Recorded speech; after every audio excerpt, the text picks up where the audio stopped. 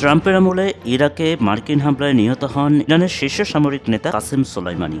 তারপর থেকেই ট্রাম্প আশঙ্কা করে আসছেন ইরান যে কোনোভাবে তাকে হত্যার চেষ্টা করতে পারে। মার্কিন প্রেসিডেন্ট ডোনাল্ড ট্রাম্পের ওপর গত বছরের সেপ্টেম্বরে পেনসিলভানিয়ায় এক জনসমাবেশে বন্দুক হামলা হয়। এ সময় ট্রাম্পের কান থেকে রক্তও বের হয়। ট্রাম্প দাবি করছেন ইরান তাকে হত্যা করবে। এদিকে ট্রাম্পকে নিয়ে লেখা revenge the inside story of Trump's return to power বইয়ের লেখক অ্যালেক্স আইজেস্ট্যান্ড দাবি করেছেন এই হামলার পেছনে ইরানের হাত ছিল। জনসম্মুখে ইরানের হুমকি সবাই যতটা ধারণ করে, বাস্তবে এই হুমকি আরও বেশি ও গুরুতর। এই হুমকি মোকাবেলায় ট্রাম্পের দল বেশ কিছু ব্যতিক্রমী সতর্কতামূলক ব্যবস্থা নিয়েছিল, যার মধ্যে একটি ছিল ছদ্মবেশী বিমান ব্যবহার করা, যাতে সম্ভাব্য হামলা প্রতিহত করা যায়। আসলেই কি ইরান ট্রাম্পকে হত্যা করবে?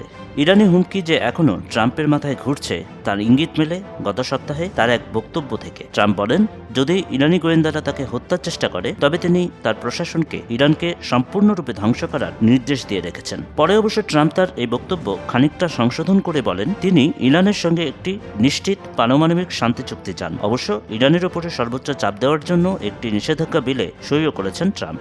Revenge the inside story of Trump's return to power বইয়ের লেখক অ্যালেক্স আইজেস্ট্যান্ড দাবি করে লিখেছেন, ইরান 2020 সাল থেকেই ট্রাম্পকে লক্ষ্যবস্তু করেছে, কারণ সে বছরই ট্রাম্প প্রেসিডেন্ট থাকাকালে তার নির্দেশে এক বিমান হামলায় ইরানের শীর্ষ সামরিক নেতা কাসেম সোলাইমানি নিহত হন। মার্কিন আইন প্রয়োগকারী সংস্থাগুলো গত বছর ট্রাম্পকে সতর্ক করেছিল যে ইরান যুক্তরাষ্ট্রে তাদের এজেন্ট মোতায়েন করেছে। এসব এজেন্টের কাছে ভূমি থেকে আকাশে নিক্ষেপযোগ্য ক্ষেপণাস্ত্রও আছে। ট্রাম্পের দল আশঙ্কা করেছিল যে ইরানিরা তার ব্যক্তিগত বিমানে হামলা চালাতে পারে। গত বছরের 15 সেপ্টেম্বর ফ্লোরিডার ওয়েস্ট পাম বিচে ট্রাম্পের গল্ফ কোর্সে ট্রাম্পের দিকে গুলি চালানো হলে এই উদ্বেগ আরও বেড়ে যায়। অবশ্য আইজস্ট্যান্ড স্বীকার করে নিয়েছেন এই ঘটনায় ইরানের জড়িত থাকার কোনো প্রমাণ নেই।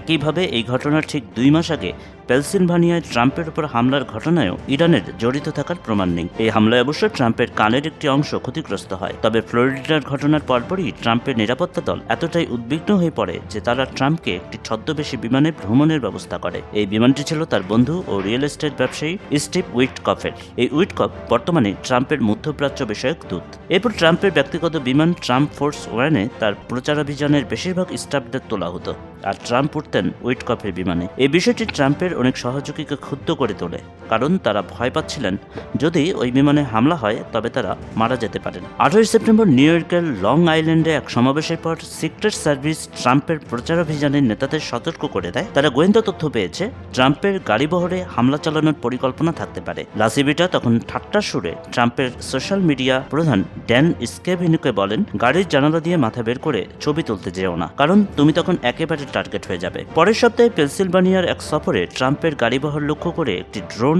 উঠতে দেখা যায়। সিক্রেট সার্ভিসের কর্মকর্তারা গাড়ির ছাদ খুলে একটি তড়িৎ চুম্বকীয় বন্দুক দিয়ে ড্রোনটি নামিয়ে ফেলে। ট্রাম্পের প্রচারাভিযানের সদস্যরা জানান, ট্রাম্প ইরানি হুমকি নিয়ে জনসম্মুখে যতটা হালকাভাবে কথা বলতেন, বাস্তবে তিনি এর চেয়ে অনেক বেশি উদ্বিগ্ন ছিলেন। সমাবেশে তিনি প্রায় সোলাইমানিকে হত্যার বিষয়ে গর্ব ভরে বলতেন। কিন্তু যখন ইরানের হুমকি প্রকট হয়ে ওঠে তখন সহকারীরা লক্ষ্য করেন তিনি এই বিষয়ে কম কথা বলতে শুরু করেছেন।